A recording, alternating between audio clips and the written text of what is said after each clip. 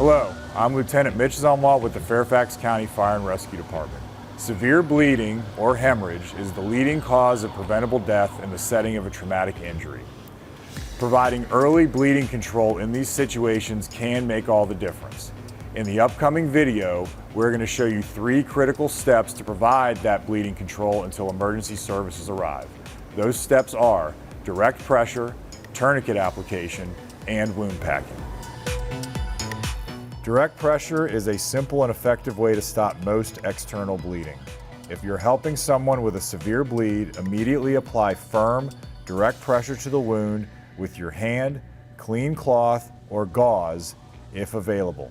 If the cloth or gauze soaks through, don't remove it, simply add more cloth or gauze on top and continue applying pressure. Tourniquets can be used on arms and legs only when direct pressure is not enough. If you have a commercial tourniquet, place it as high as possible on the affected limb, tighten it with the Velcro strap, then twist the windlass rod until the bleeding stops. Secure the windlass rod in the windlass clip and write the time of application.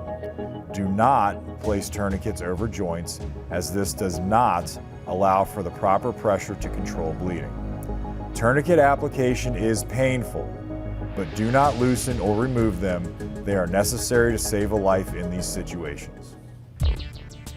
If the wound is deep or is gaping or is on a part of the body where you cannot use a tourniquet, you will have to pack the wound.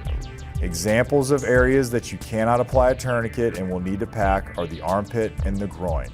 In order to pack a wound, you must take a clean cloth or gauze and firmly pack it into the wound until you cannot fit any more material inside. Then apply direct firm pressure over top.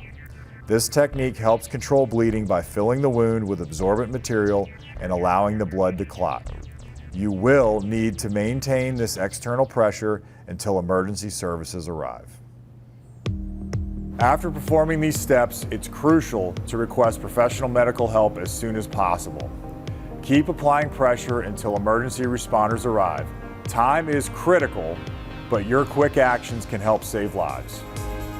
Remember, in the event of an emergency, staying calm and acting quickly is key. To learn more about bleeding control, consider taking a first aid course. Several Fairfax County agencies offer training sessions to help you be more prepared in the event of an emergency.